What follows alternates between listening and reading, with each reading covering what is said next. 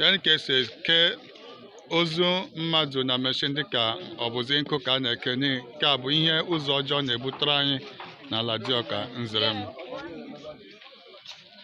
Nneọma ndewo. Biko gwata ya aha gị. Aha m bụ onye isi ndị nne Dioka Holy Rosary Parish. Ya gịnị ka a na-eme n'ụbọchị taa?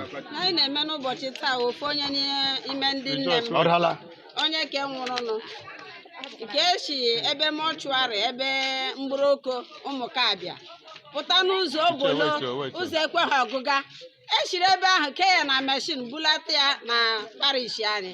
Ugbu a kwa a na-akwa jikwe meshin ebulachekwu ya wa ahụhụ anyị tọwara kemgbe anyị nọkwa na-ata ahụhụ. Oke anyị na gọọmenti lara ụkpọrọ enweghị ihe wụ ihe anyị ga na gọọmenti ọkwa na ahụhụ niile anyị taga stil ya dịkwara ya otu a dịka ọ dị ugbu a ka ezi ihe na-akpọkọ ndị gọọmenti ka ha gbata ka ihe na-ayọzi gọọmenti. Ihe m na-ayọ ha si ha biko ha gbatara ya ọsọ enyemaka n'ihi na ma ndị nne ma ndị nna anyị tala ahụhụ anyị akarịala ha bịa hichaa ya anya mmiri gbatara ya ọsọ enyemaka n'ala Dioka Nzerem. Gọọmenti of Imo steeti na ndị na-apekọ ugbu a na otu a ka ama m na ị na-ayọkwa nwanne anyị nwoke bụ the Speaker of Imo State House of Assembly Right Honorable Barrister Prince Emeka Nduka akpọwa onye Nzerem ikpe m. So ka ihe ị na-akpọkọ ị na-ayọzi ya dịka ọnọdụ ya ugbu a wụ akwa iko rukwe ya ntị n'ihi na o sokwe na ehime sokwe na Dioka Nzerem sokwe na ụmụọma Nzerem nke anyị na ha jikọtara ọnụ ọ makwa ihe otu obodo anyị siri wee dere.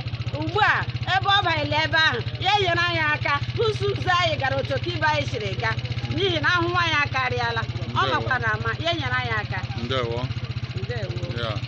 Na-ekwu ndewo. Biko gwata ya aha gị. Ndewo. Ya ke dịka ọnọdụ ịhụnanya ka esi wee kee ozu mmadụ na meshin dịka ozi okwu nkụ. N'eziokwu ọ na-ewute onye ọbụla nke ka nke lelee nwanne anyị nwaanyị bụ nwunye anyị